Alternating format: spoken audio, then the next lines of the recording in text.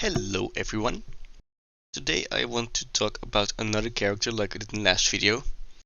This time I want to talk about the Reaper, from Overwatch of course. Reaper in Overwatch is definitely a character to me, to say the least. When I first got Overwatch recommended to me by my cousin, I asked him what character he would recommend to me. He said Reaper. I tried him out, he was cool but he didn't click with me at the time. Which, looking back, is kind of surprising. I was always a fan of the villains in the story, and a mysterious hooded figure who goes by the Reaper ticks all the boxes for me to a good character. The thing is, when I dug into the lore, Reaper was interesting but not noticeably better than others. I was much more intrigued by Soldier 76's journey as he went from hero to lawless vigilante that is almost as bad as the people he's fighting. Or Genshi's story, who was brought from the brink of death and turned into a literal killing machine, then going on missions with Blackwatch, being consumed by pain and anger, until eventually turning to Zenyatta to climb back up and become the lovable ninja we know today. Reaper, on the other hand, just seemed like an angry edgelord. It was interesting how an heroic character who was good friends with his colleagues became an antagonistic killer with a mask and with ghost powers. With the videos I watched at the time, all I could gather was that he was jealous at Soldier 76 for taking the spotlight from him. He killed a high-ranking Talon guy in cold blood that led to the reveal of Blackwatch and Overwatch's downfall. He also started a fight with Soldier 76's team that led to an explosion that allowed both Soldier 76 and Reaper to fake their death. He joined Talon and the rest is history. Again, it was interesting but still kinda off. To me his motives feel a little off. How can a hero turn into a villain so easily? How can he turn to killing his friends so easily? I thought of Reaper as many others do, just an evil edgelord who likes to kill people because the writers told him to. But then I read a story you can read for free on the Blizzard website. An official short story called Code of Violence, following Reaper as the protagonist. This story blew me away.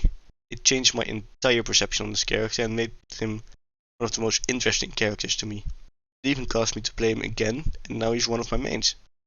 In this video I want to focus on that story. So before we start, I don't want to sum up the entire story, since there's a lot to cover. The story is pretty big, and it's definitely best if you read it for yourself. I just want to point out the things that are interesting about Reaper, specifically. But it's still going to be a lot, since the story focuses on him. Even the little details just add to this character for me. I'm definitely going to be quoting a lot of the book as well. Like in the very beginning, we get told something that's already pretty interesting. It was quiet, and his rage shimmered. There were small irritations, a late pilot, and a missing mission brief. Of course, he's very annoyed by them, but the story points out something interesting. Small things like that used to precede a smile, but now these annoyances had a way of spiraling. The story itself says it's like his rage is building a bridge somewhere and that he doesn't like thinking about where that bridge might lead. He got the sense that every bullet fired, and every time he turned into smoke, he's taking a small step down that road. But that is the price of his power. This immediately establishes what differentiates the Reaper from Gabriel Reyes, which is Reaper's real name by the way. The difference between present Reaper and past Reaper was when he was still a hero is that the Reaper we know today is consumed by an uncontrollable rage. After this he looks at his mask, talks about how cool and tactical it is, but also wears it because he deems his face a liability. The world thinks he is dead, and he wants it to stay that way. Especially her. That's right. Reaper had a wife and son who he left behind after he faked his death. He then asks himself the question, would she smile if he knew what I've become? Could she ever feel that way about me again? I like this because it adds a sense of humanity to Reaper that we know he's already lost. He then talks about what he calls the poison. It's what Moira put into him after he had a fight with Soldier 76 that led to an explosion. But even before that, the American government put poison into him that made him into a super soldier. In case you didn't already know, both Reaper and Soldier 76 were part of a program to make super soldiers. It's pretty much exactly like Captain America. It's why they're special characters despite seeming like completely regular people at a glance. They have enhanced strength, speed, and durability. But he already had smoke abilities before he became the Reaper. We see this in the Retribution event, and it's mentioned in the story. But he was overdosed with a cocktail of experimental chemicals after the incident. That's what was made him the Reaper. He also describes his abilities in an interesting way. He feels like his body is made out of molten metal that float between various states of matter. One moment he was flesh and blood, in the next a cluster of black smoke. He's aware of every molecule. He feels terrified by it, but also intrigued. It makes him more powerful. He was more than he was before. Then it brings us to a flashback with Doomfist, one of Overwatch's main villains and leader of Talon, an organization bent on making humanity grow through conflict. He was locked up in a prison, and Reaper was smirking by his cell. One of the world's most dangerous criminals locked up in a cage. He talks to Reaper about how adversity creates opportunity, makes us stronger. He's frustrated at the system's inability to deal with power brokers and insurgents. He sees the world as broken and now how it's a shame that true villains never see the inside of a cell. He talks to Reaper about how he has been a police officer, a soldier and an Overwatch agent only to see justice so easily bought and sold. Doomfist asks him if he believes he has ever made a difference as a cop, soldier or Overwatch agent. Have his actions tipped the scales of justice? He wants to answer the question, but he can't, because Doomfist is right. Reaper believes that the gods of injustice have to be ripped out at the source. What good was arresting drug dealers if the cartels are never dismantled? Why save a nation from the spot without first determining who kept them in power? He witnessed time and time again that the system failed to provide justice. It failed to provide protection. Doomfist then tells him that the system is not flawed. It's created intentionally to reward criminals who profit from the divisions they create. He then asks something interesting. Are you protecting the people from me, or the criminals from my justice? Reaper concluded that he was speaking the truth. This conversation is, as the book says, what planted the seed of vengeance that would give rise to the Reaper. This part of the book was huge for me. It confirms that Reaper, despite his way of doing things, thoroughly believes he is doing the right thing. That's not where the story ends. The mission he is on is to extract someone important. He is accompanied by Sombra. It's just really annoying to him. He deems her an amateur. She doesn't follow exact orders, and Reaper believes that orders is what keeps them alive. Something I liked about the story is how all of Reaper's responses are cold and straight to the point, while Sombra's are full of personality. Reaper then accidentally triggered a motion detector. And this is the start of my absolute favorite scene in the story. Doors swing open and he was surrounded by armed troops. But then something happened that I didn't expect. As the story described it, his face relaxed. He describes a part of himself that he doesn't want to accept. He enjoys killing. Each squeeze of the trigger brought him a brief measure of peace, put a lid on the rage.